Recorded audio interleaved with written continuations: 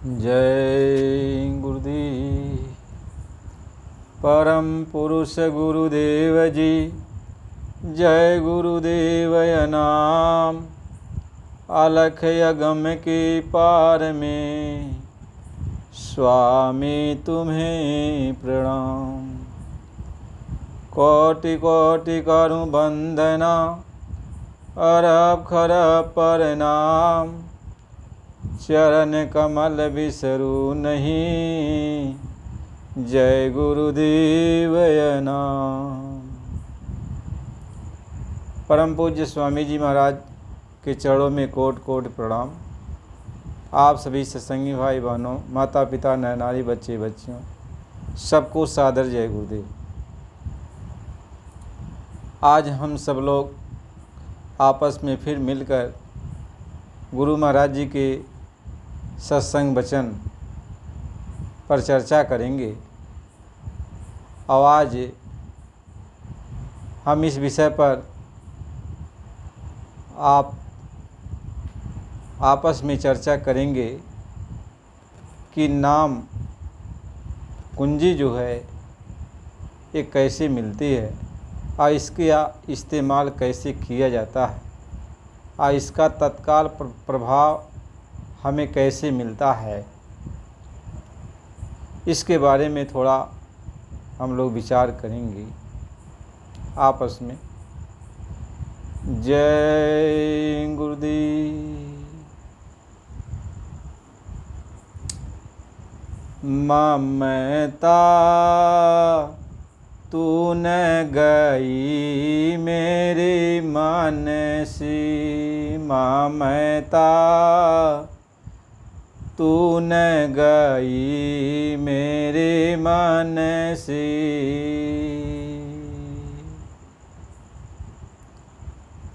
Sir के बाल पाक गई जो, जन्म जन्म के साथी। ममता तूने गई मेरे मन से। पक गए बाल केस की हूँ, पक गए बाल केस की हूँ। लाज गई लोगन से, ममता तूने गई मेरे मन से। ममता तूने गई मेरे मन से।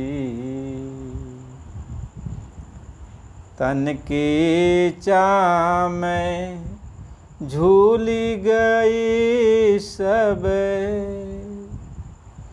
तन की चाम झूली गई सब।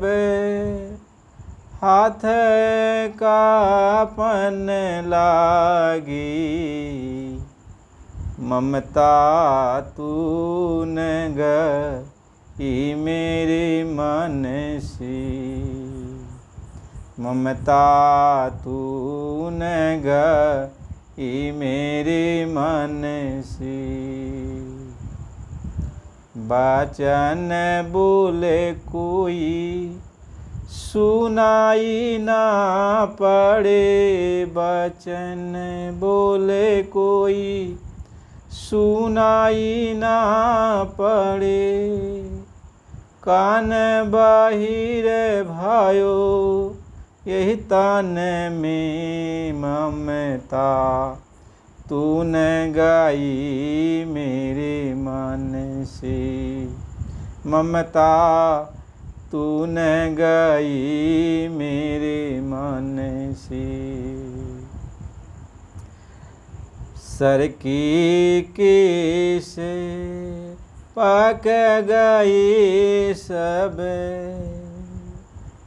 ज्योति गई नयनन से, ममता तूने गई मेरे मन से, ममता तूने गई मेरे मन से। मुख की दात सब गिर गए हो, मुख की दात सब झरी गए हो, मुख में जीभ गई ऐंठे हो, ममता तूने गई मेरे मन से, ममता तूने गई मेरे मन से। अपना मुख अब देखी न जाला, अपना मुख अब देखी न जाला, कोटि जतन करो मन से, ममता तूने गई मेरे मन से, ममता तूने गई मेरे मन से। आसमान में चंद्रमा उगेले, छाया पड़ी नहीं जाय जतन से, ममता तूने गई मेरे मन से, ममता तूने गई मेरे मन से। आप सभी प्रेमियों, देखो ये मानव शरीर हमारा सफल तभी होगा जब हमें आत्म जागृति हो जाएगी। इसके पहले सत्संग में बताया गया कि नाम की प्राप्ति कैसे होगी, नाम मिल जाने पर क्या होगा, कैसे क्या होगा। आज ये चर्चा करेंगे कि यदि नाम हमें आपको प्राप्त हो गया, हम इसका इस्तेमाल कैसे करेंगे, हम उस नाम को ताले में, वह कुंजी जो है ताला में कैसे लगाएंगे, इस पर हम चर्चा करेंगे। पहली बात तो ये समझ लो, नाम क्या है, जो सद्गुरु नाम देते हैं वो क्या है। देखो, जब ये संसार की उत्पत्ति हुई,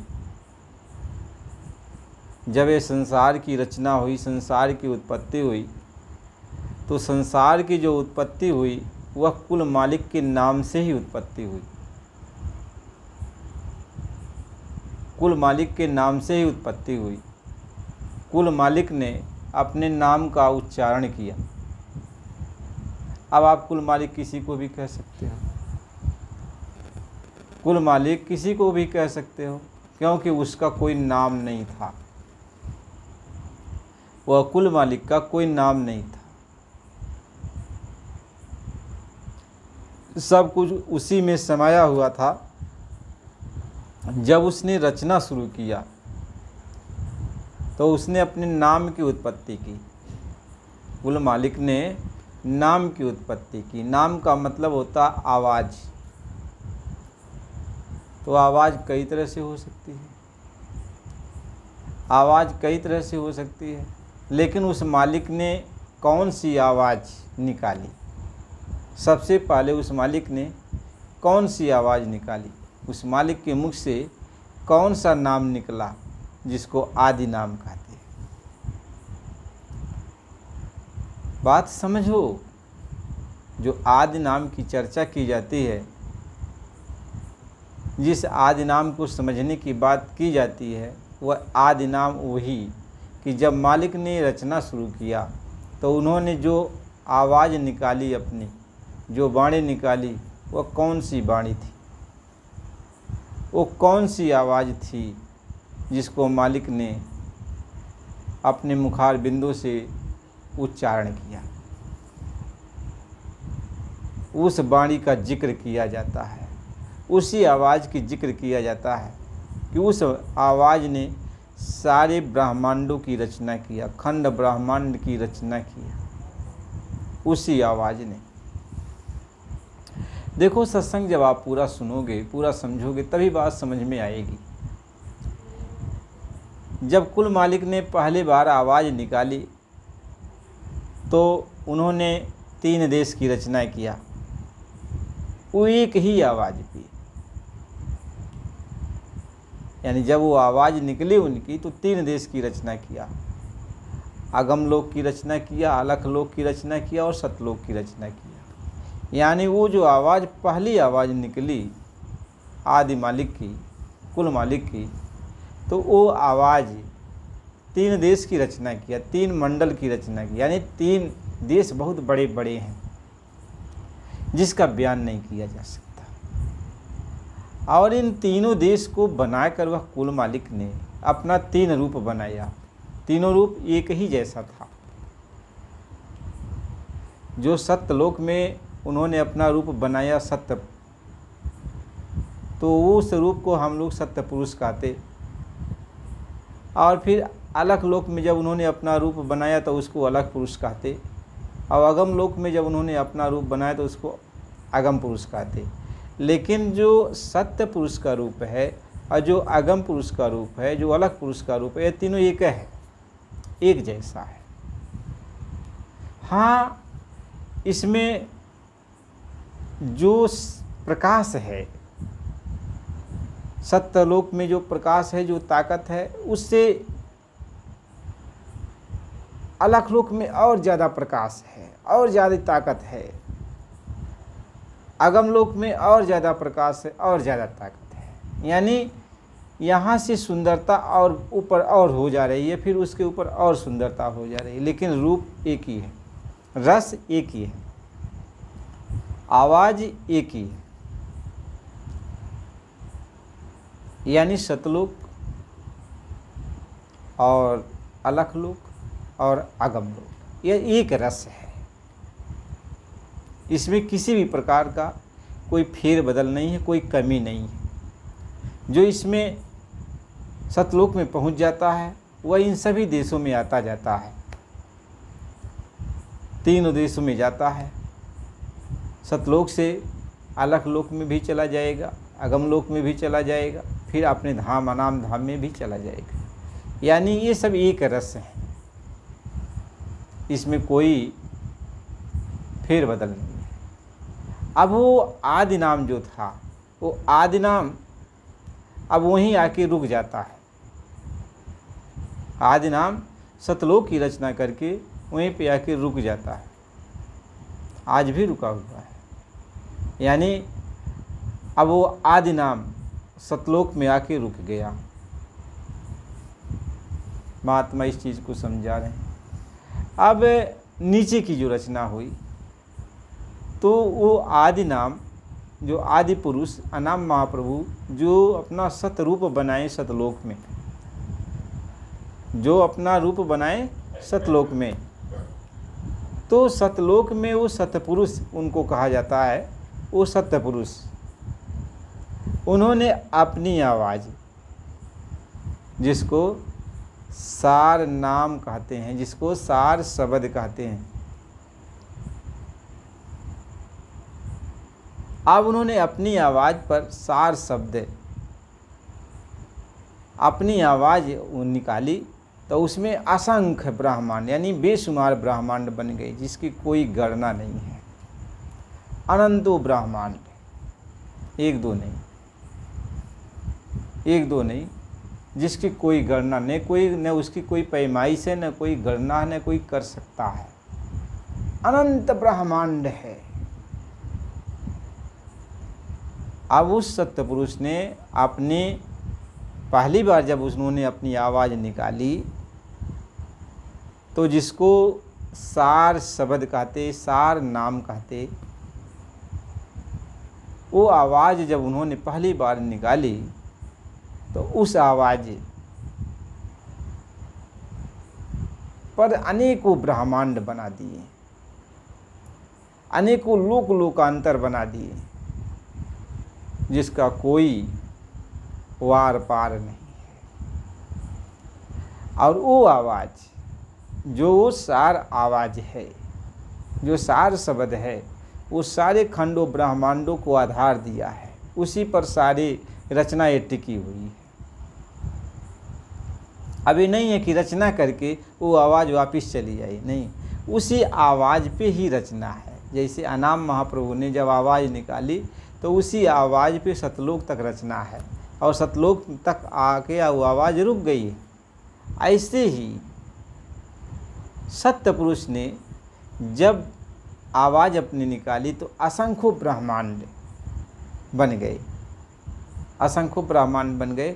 और वो सत्य पुरुष की जो आवाज़ है, सार नाम, सार शब्द जिसको कहते, सत शब्द जिसको कहते, वो सत शब्द सबको, खंड ब्रह्मांड को, सबको आधार दे रहा है। यानी उसी पर सब टिके हुए हैं,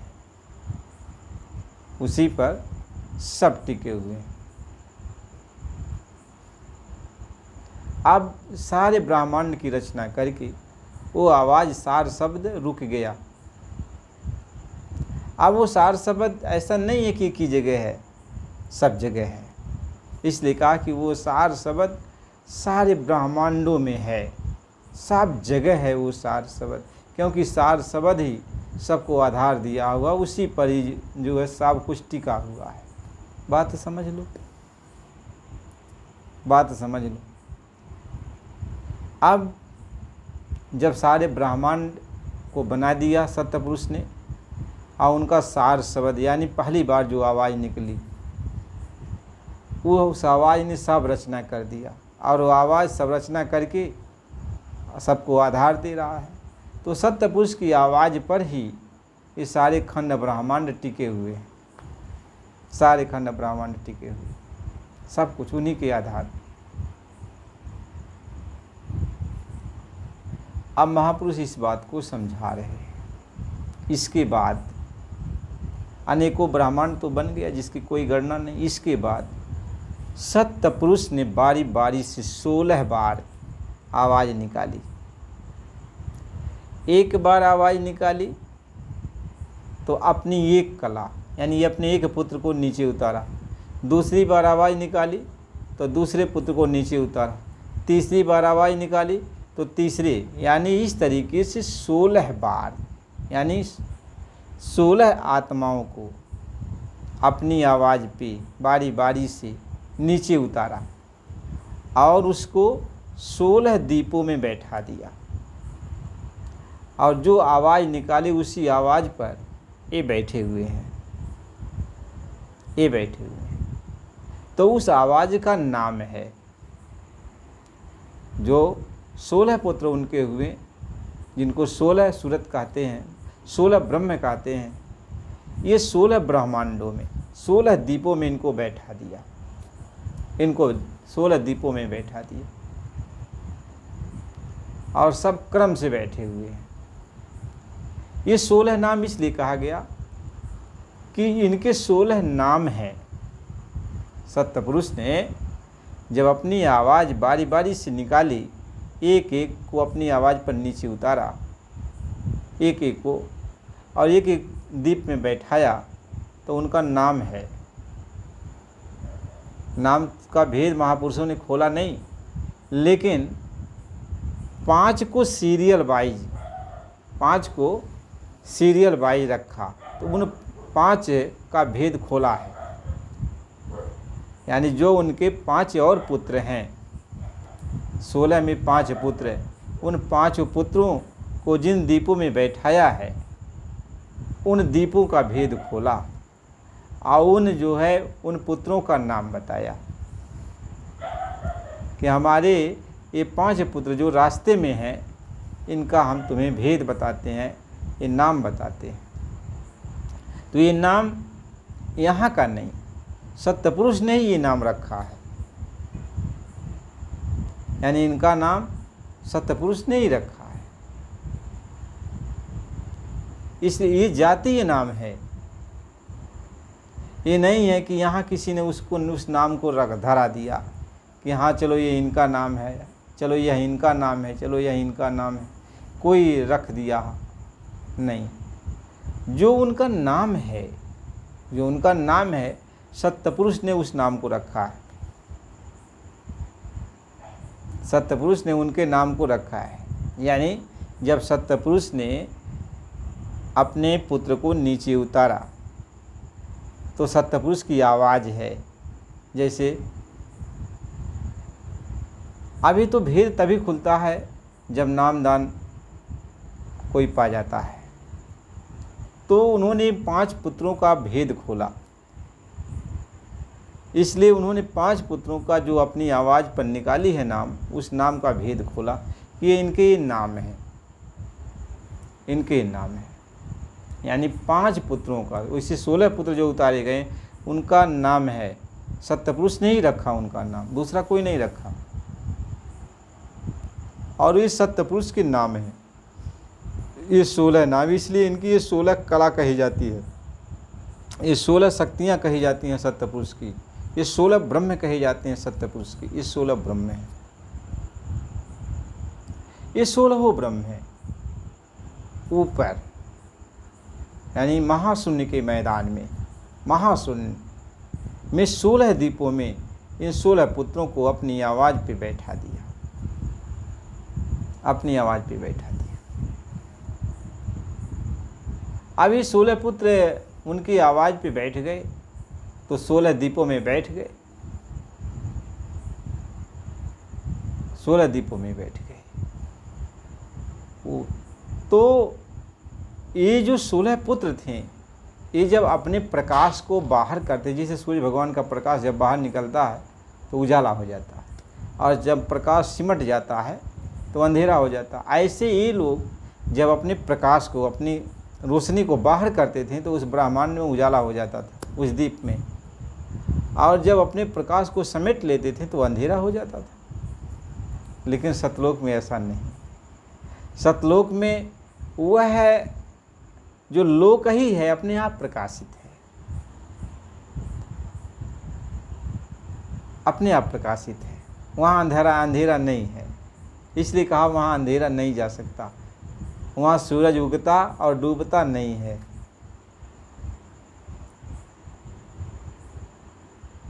तो इन्होंने सोचा, इन 16 पुत्रों ने सोचा कि चलो अच्छा अपने देश चलें, यहाँ तो कोई और है नहीं, हम लोग जब अपने प्रकाश को समेट लेते हैं तो अंधेरा छा जाता है, कुछ है नहीं, तो अपने घर चला जाए। तो जब अपने घर चलने की तैयारी किए कि चलो अपने घर, तो वो जा नहीं पाए। क्यों? कि जो ताकत थी ऊपर चल जाने वाली, जो उड़ान, जैसे पंछी होती है, पंछी का पखना यदि काट दिया जाए तो पंछी उड़ नहीं सकती, ऐसे उड़ने की जो शक्ति थी सत्पुरुष ने उसको ब्रेक कर दिया। क्योंकि वो मालिक है, सब समर्थ पुरुष है, कुछ भी कर सकते हैं, तो रोक दिया।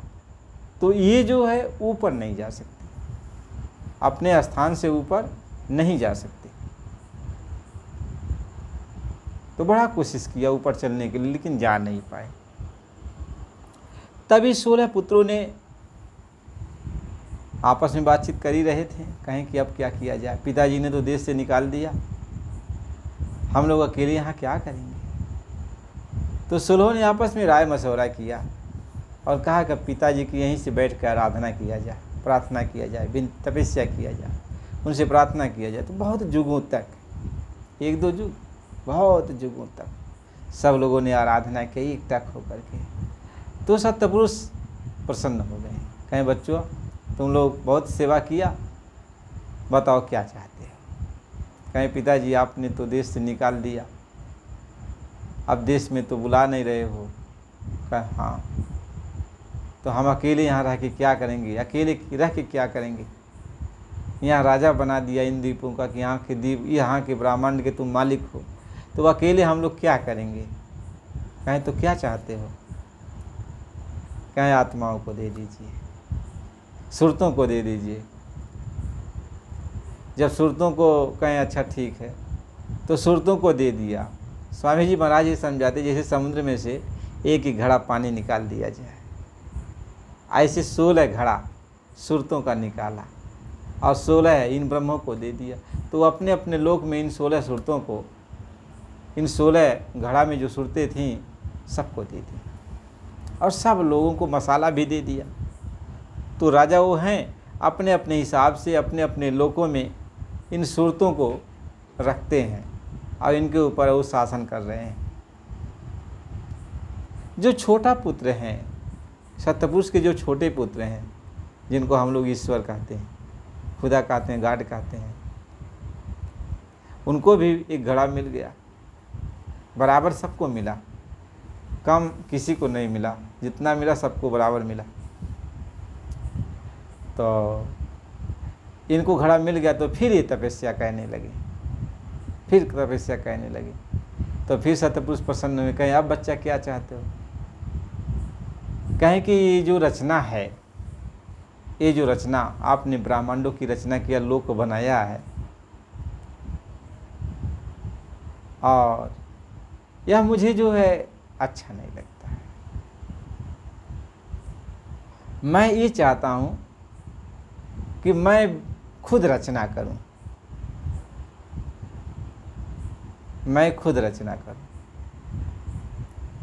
और रचना करके फिर आपका ध्यान करूं। निरंजन भगवान ने यही सत्यपुरुष से प्रार्थना की। जब सत्यपुरुष ने कहा आप क्यों तपस्या कर रहे हो, तो वही उन्होंने कहा कि मालिक, ये रचना जो आपने किया है मुझे अच्छी नहीं लगती, मैं अलग एक रचना करना चाहता हूँ। कहें 3 लोक रचना मैं करूं और राज पाए ध्यान तुम धरूं। कहें मैं राजा तो आपने बना ही दिया है, लेकिन जिस ब्रह्मांड में मैं रह रहा हूँ इससे अलग मैं खुद का जो है रचना करूं, ब्रह्मांड बनाऊं। तो सत्यपुरुष ने कहा कि बच्चा ऐसा तो हो ही नहीं सकता, ऐसा तो हो नहीं सकता, क्योंकि जितना बनाना था मुझे मैंने बना दिया। हाँ, यदि तुम रचना करना चाहते हो तो मैं तुम्हें अपनी माया देता हूँ। अब माया के द्वारा तुम रचना करोगी, यानी जो रचना अब होगी तुम्हारे द्वारा, वो रचना असलियत नहीं होगी, वो माया की रचना, और असलियत महसूस होगा, ये मालूम होगा कि ये असली है। कहीं रचना रचूं और एक न्यारी, और यह रचना मोहि लगे न प्यारी। निरंजन भगवान ने कहा कि मैं एक और रचना करना चाहता हूँ, अलग सी 3 लोक की रचना करूँगा। कि 3 लोक रचना मैं करूँ, राज पाए ध्यान तुम धरूँ। कि पुरुष कला को दिया निकासी, और निकस कला किन्हीं अति त्रासी। अवाई मान सरोवर तीरा, अक्षर की देखी वह लीला। पुरुष कला कर जुगति बनाई, कला दूसरी और उपाई। अपीत बाण वो कला सिंगारी, अदीन्ही आज्ञा पुरुष निहारी। अब जो है तपस्या किए थे निरंजन भगवान, तो सत्यपुरुष कहें ठीक है। तो उन्होंने मिली जुली 2 कला निकाली रचना करने के लिए। निरंजन भगवान को कहें कि हम तुम्हें आप अपनी कला दे रहे हैं रचना करने के लिए। कि अंश 2 सतपुरुष निकारी,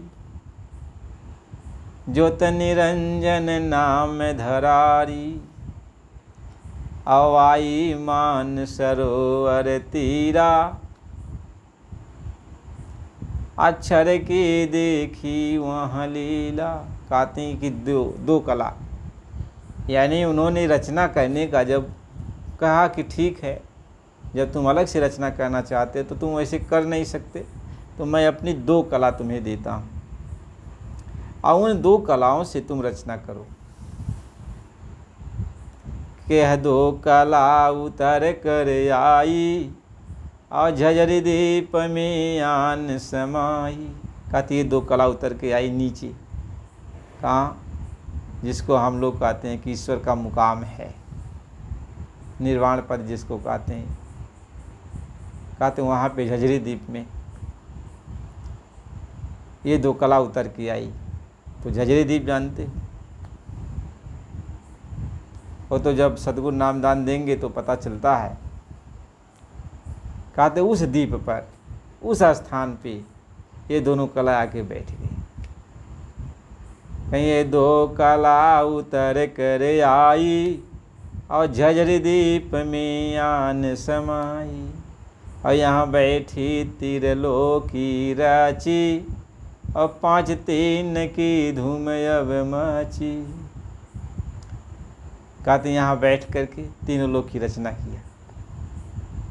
यहाँ बैठकर झजरी दीप में बैठ करके तीनों लोक की रचना किया। ब्रह्मांड की रचना किया, अंड की रचना किया और पिंड की रचना किया। यानी पिंड लोक बनाया, अंड लोक बनाया और ब्रह्मांड बनाया। ये रचना किसकी है? ये दोनों कलाओं की है, ये माया और काल। कहीं एक काल कुछ अंश दयाली और दोनों मिल के ना कुछ ख्याली।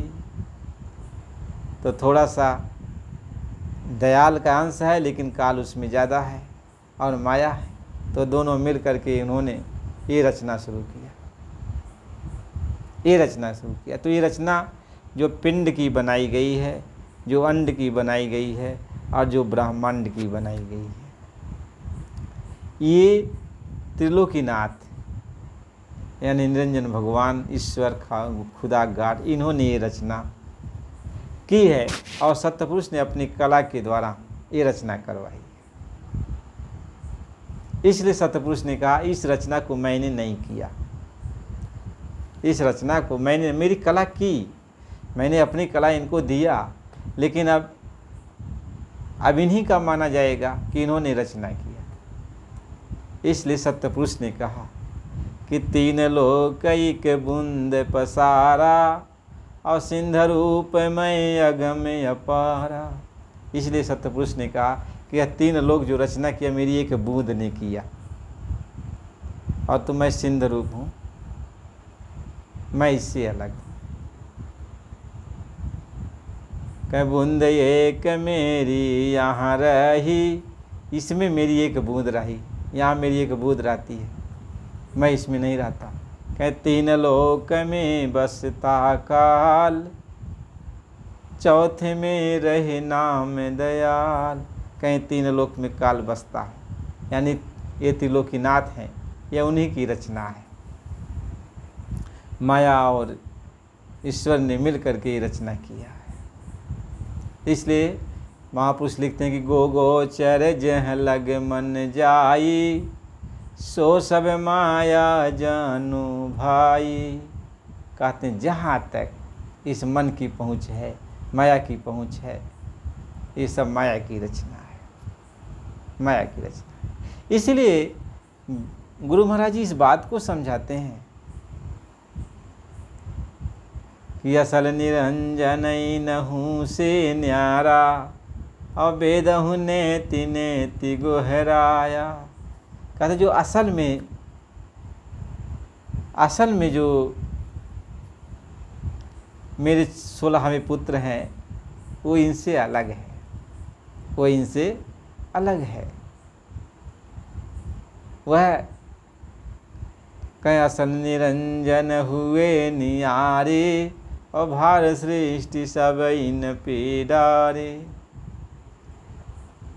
असल जो हैं वो इनसे अलग हैं, नियारे हो गए हैं, और 3 लोग से वो अलग हो गए, ऊपर बैठे। इसलिए खोज निरंजन की नहुन पाया, अब बेदहु नेति नेति गोहराया। तो उनको असल जो है उनको किसी ने खोज नहीं पाया, खोज नहीं पाया। वेद तब उनको नेत नेत कहते हैं। कहीं महात्मा लिखते हैं कि दरस निरंजन न मिला, कि आज्ञान अनुमान, तो आगे सतपुरुष का क्यों कर कर परमान। कहते हैं जब इन्हीं का दर्शन नहीं कोई पाया तो आगे सत्यपुरुष का विश्वास कोई कैसे करेगा, उनकी कौन सी बात है।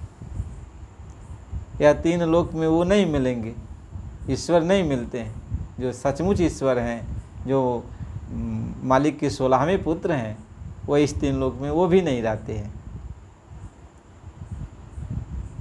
उन्होंने यह तीन लोक में तो माया ही मालिक है, माया ने ही रचना की है, जो सत्यपुरुष की माया है उन्होंने ये रचना की है। लेकिन इसके मालिक तो वही ईश्वर हैं, 16वें पुत्र उनके। तो महात्मा ये समझाते हैं कि अब माया ने ये खेल किया, और जितना भी ये आत्मा का भंडार निरंजन भगवान को दिया गया था ये सब माया को सौंप दी।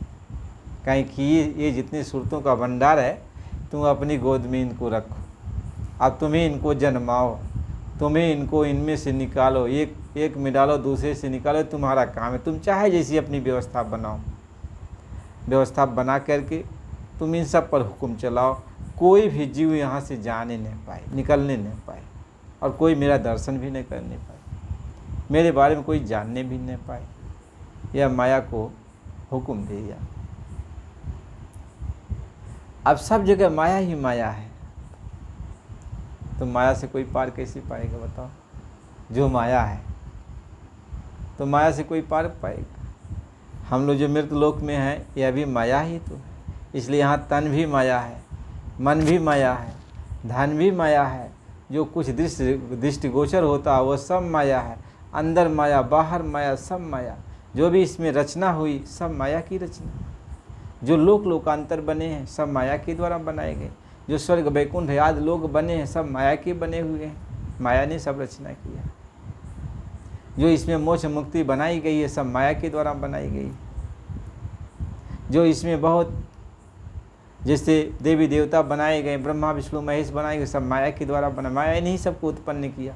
माया ने ब्रह्मा को उत्पन्न किया, माया ने विष्णु को उत्पन्न किया, माया ने शिव को उत्पन्न किया, माया ही ने देवी देवताओं को उत्पन्न किया।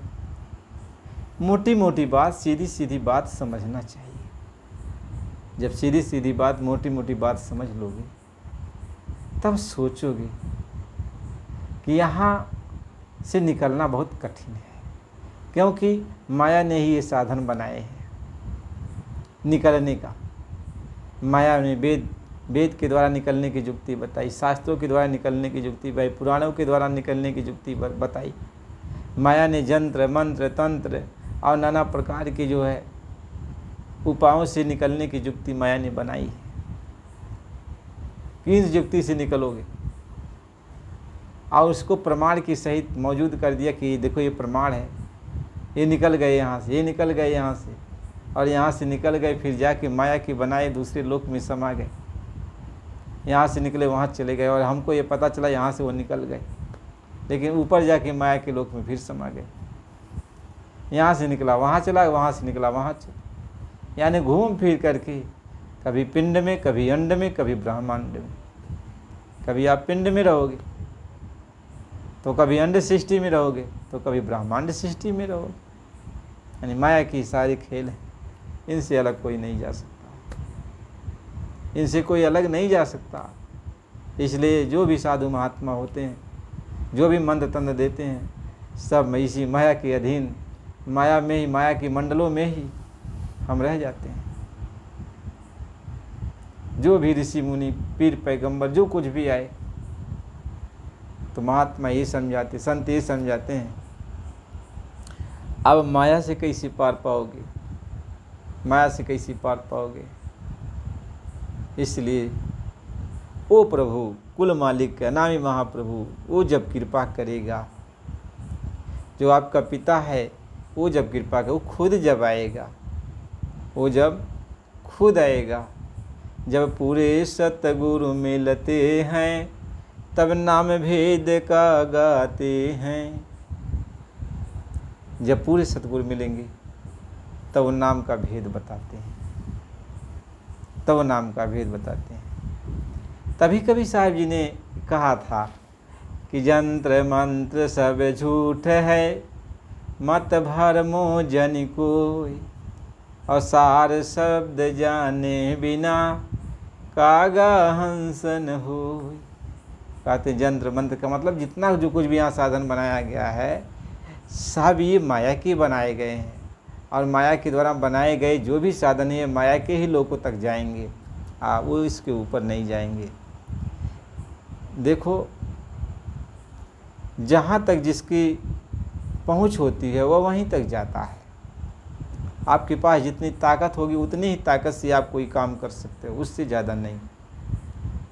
तो जितने यंत्र मंत्र हैं, जितने भी शक्ति बनाए गए हैं, ये सब माया के बनाए गए हैं, और इसको कितनों आप जाप करोगे तो आप जाओगे तो माया के बनाए हुए लोग। अरे बहुत सारे लोग माया ने बनाया है, सब जगह अच्छे अच्छे लोग अच्छे अच्छे हर चीज़ बनाई है कि सत्यलोक जैसा सब कुछ है, क्योंकि वो तो मालिक की माया है न, सत्यपुरुष की माया है न। सत्यलोक जैसा दृश्य बना देगी, अगम अलख लोक जैसा दृश्य बना देगी, कोई कर क्या सकता है। तो बस माया तो पल मात्र में सब कुछ बना सकती हैं, तो अब माया से कोई पार कैसे पाएगा, माया के लोग से कैसे कोई पार पाएगा। सब जगह माया ही माया। महात्मा इसलिए समझाते हैं जीव के अपने बस का कुछ नहीं है, जीव किसी भी उपाय से यहाँ से निकल नहीं सकता। यदि जीव मानव तन पाकर निकलना चाहता है तो अंदर ही अंदर अपनी आत्मा से परमात्मा की पुकार लगाओ, तड़प पैदा करो, प्रभु से मिलने की तड़प पैदा करो। प्रभु से मिलना आप अपने अंदर रख लो कि मैं प्रभु से मिलना चाहता हूँ, प्रभु से मिलने के लिए मेरे अंदर तड़प पैदा हो, प्रभु के लिए तुम रो, मेरी आत्मा का कल्याण कर दो हे मालिक। तो प्रबल प्रेम को के पाले पढ़कर प्रभु को नियम बदलते देखा, अब आपन मान भले टल जाय पर भक्त का मान न टलते देखा। कहते प्रबल प्रेम के पाले पढ़कर, यानी जब तुम्हारे अंदर आत्म तड़प शुरू हो जाएगी, यहाँ से निकलने के लिए वेदना तुम्हारे अंदर चालू हो जाएगी, और प्रभु से अरदास करोगे, प्रार्थना करोगे, विनती, बस एक उपाय है, रोना। इसलिए महापुरुष कबीर साहब जी लिखते हैं कि हंसी हंसी कंतन पाइया, और जिन पाया तिन रोय, और हंसी से जो पीव मिले तो कौन दोहागिन होय। कहते इस माया के लोक में कोई हंस करके अपने घर नहीं जा पाया। जब आत्मा के अंदर विरह तड़प पैदा होगी, वेदना इतनी ज़्यादा हो जाएगी कि प्रभु बर्दाश्त नहीं कर पाएगा, तब वो प्रभु वहाँ से चलता है। आत्मा का उद्धार करने के लिए, माया के जाल से निकालने के लिए वो प्रभु चलता है। वो प्रभु जब खुद आता है, आप जैसा रूप बना लिया, संत का रूप बना लिया, और माया से अलग करने के लिए भक्ति का ज्ञान देता, भक्ति का प्रकाश देता। यानी भक्ति जब आपके अंदर डालेगा, उसी को भक्ति कहते हैं, नाम कहते हैं। कह संत डारिया नाम घट धरती जेहि जीव की, कोयस समरथ होय जेहि जारे उस बीज को। कहते हैं जब वो आएंगे तो भक्ति डाल देते हैं, नाम डाल देते हैं। यानी अब तुम्हारे हृदय में नाम, जो भक्ति है वो जब तुम्हारे हृदय में वो डाल देते हैं तो माया हट जाती है। माया तभी हटेगी जब भक्ति आएगी। और भक्ति ऐसा नहीं कि हम सुन लिया हम भक्ति कर रहे हैं। आप क्या भक्ति करोगे? आपके पास क्या भक्ति है? जो कुछ भी यहाँ भक्ति भाव भजन कुछ कर रहे हो तो माया का है। वो प्रभु जब आता है, वो कुल मालिक जब आता तो नाम लेके आता, वो भक्ति लेके आता, वो डालता है। वो जब आपके अंदर डालेगा तब आपके अंदर उजाला होगा, तब आपके अंदर उजाला होगा, तब आपके अंदर रोशनी आएगी। तो सारा करामात, सारा खेल तो किसका है? कुल मालिक का है, जो संत रूप में आते हैं। सारा खेल संत का है। जब संत मिल जाएं तो अंदर में घट के अंदर, तब कहते तब घट के अंदर उजाला होता है। तो घट के अंदर उजाला होता है, घट का पट खुलता है। महात्मा ये समझाते हैं। इसलिए प्रेमी भाई बहनों, फिर आगे का सत्संग आपको अगली वीडियो में मिलेगा और आप बराबर सत्संग सुना करो। इसके आगे आपको अगले सत्संग में मिलेगा। तो नए हो तो चैनल को लाइक सब्सक्राइब कर दीजिए, और ताकि आपके पास जो है जब वीडियो बनाया जाए, डाला जाए, तो आपके पास चला जाए, आप देखो, आप सुनो। केवल जब तड़प पैदा होगी तो वो मालिक के हाथ में है सब कुछ, वही करता है। कहीं करे करावे आपे सोई, जो करने कराने वाला वही है। बशर्ते इतना होता है, जब सत्संग मिलता है महात्माओं का, संतों का, गुरु भाई बहनों का, मालिक के वचन जब सुनाए जाते हैं तो तड़प पैदा होती है। मालिक के लिए तड़प पैदा होती है, आत्मीय आत्म कल्याण के लिए तड़प पैदा होती है। वही तड़प ही आग है जो मालिक को विवश कर देता है, और मालिक आपके पास आ जाएगा और आपको, आपके अंदर वो भक्ति का बीज डाल देगा, नाम की चिंगारी लगा देगा अंदर में। जब नाम की अग्नि जल पड़ेगी तो माया की सारे खेल खत्म, यानी माया हट जाएगी। इसलिए महात्मा समझाते हैं। इसलिए प्रेमी भाई बहनों, आगे का सत्संग फिर अगली वीडियो में मिलेगा, और आपसे निवेदन है, प्रार्थना है कि आप बराबर सत्संग सुना करो, सत्संग सुना करो। सारे अज्ञान दूर हो जाएंगे, ज्ञान का प्रकाश आ जाएगा, रोशनी आ जाएगी। आपको कैसे मालिक की भक्ति करनी है, धीरे धीरे गुरु महाराज जी की कृपा दया से सब समझ में आ जाएगा। लेकिन धीरे धीरे, ये काम जल्दबाजी का नहीं होता, धीरे धीरे का काम होता है। एक दिन में सब समझना ये जल्दबाजी होता है, लेकिन जब आप समझना चालू करोगे धीरे धीरे, तो कहें ज्ञान का प्रकाश जब अंदर जगाएगा, ज्ञान का प्रकाश जब अंदर जगाएगा, अब प्यारे श्री राम का तब तू दर्शन पाएगा। कि ज्योति से जिनकी उजियाली सारी दुनिया, और दाता एक राम में भिखारी सारी दुनिया। महात्मा ही समझाते, अंदर ज्योति जल जाएगी, उनका भी दर्शन मिल जाएगा, रोशनी भी अंदर आ जाएगी। ऐसे पड़ाव दर पड़ाव, पड़ाव दर पड़ाव, ये आत्मा अपनी मंजिल चली जाएगी, अपने घर पहुंच जाएगी। ये जल्दबाजी का काम नहीं, बस पूरा गुरु मिल जाए, पूरा सद्गुरु मिल जाए, पूरे महात्मा मिल जाए तो काम आसान हो जाता है। यहाँ तर्क नहीं चलता, यहाँ बहस नहीं चलता है, यहाँ ज्ञान विज्ञान नहीं चलता, यहाँ सच्चाई चलती है कि हमारे अंदर वो मालिक के लिए तड़प पैदा हो जाए। बस जब तड़प पैदा हो गई तो मालिक खुद ही चला आएगा, सारे अंधकार का नाश कर देगा, ज्ञान का प्रकाश अंदर डाल देगा। फिर क्या बिन वाणी बक्ता बढ़ जाओगे, अज्ञानी हो लेकिन सबसे बड़ा ज्ञानी बन जाओगे। क्या माया संसार में ज्ञानी मूढ़ न कोई, और जब जैसन रघुपत कृपा तादिन तैसन वो जैसन चाह ले। बस हमारे अंदर उनके प्रति विरह तड़प पैदा हो जाए। प्रार्थना करो, मानो तन मिला है। तो जब सत्संग सुना करोगे तो धीरे धीरे समझदारी आ जाएगी। बस घर में बैठ कर रो, बस रोने का काम है। जब रोने लगोगे, तड़पने लगोगे, तो मालिक से रहा नहीं जाता। कहीं पर भी होगा वो आ जाएगा आपके पास, आपको ढूंढना नहीं पड़ता। कोई खोज पाएगा महात्मा को? महात्मा को कोई नहीं खोज पाता है। बच्चा की क्या पहुँच है, अपनी माँ को पकड़ ले। बच्चा तो बिस्तर पर पड़ा हुआ है, बिस्तर पर पड़ा हुआ है, न हाथ काम करेगा, न पैर काम करेगा, न चल पाएगा, न बोली पा रहा है, न कुछ कह ही पा रहा है।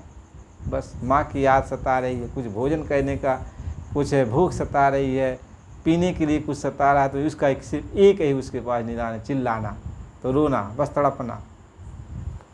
तो माँ कहीं पर भी रहती है तो आ जाती, आवाज़ सुनती। इसी तरीके से हमारे पास कोई इल्म नहीं है परमात्मा को अपने पास बुलाने का, सिर्फ रोने के सिवा, सिर्फ रोने के सिवा। इसलिए रोना पड़ेगा। जब आपको सत्संग मिल जाएगा, धीरे धीरे जानकारी हो जाएगी, तो आप रोना शुरू करोगे और तब आपको समझ में आएगा नाम क्या है, नाम क्या है, नाम का इस्तेमाल कैसे किया जाता है। तो ये तो धीरे धीरे पड़ाव दर पड़ाव सब पता चलेगा।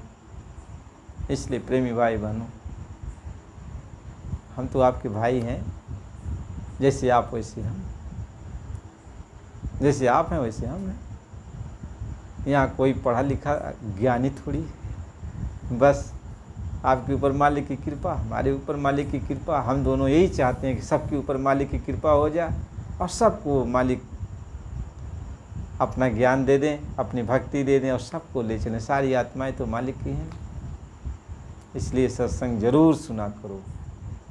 इसके आगे फिर अगली वीडियो में सत्संग आपको के वचन मालिक के सुनाए जाएंगे, नाम के बारे में बताया जाएगा। इसलिए प्रेमी भाई बहनों, चैनल को लाइक सब्सक्राइब कीजिए और कमेंट में जय गुरुदेव नाम प्रभु का जरूर लिखा करिए और प्रेम से बोलिए जय गुरुदेव।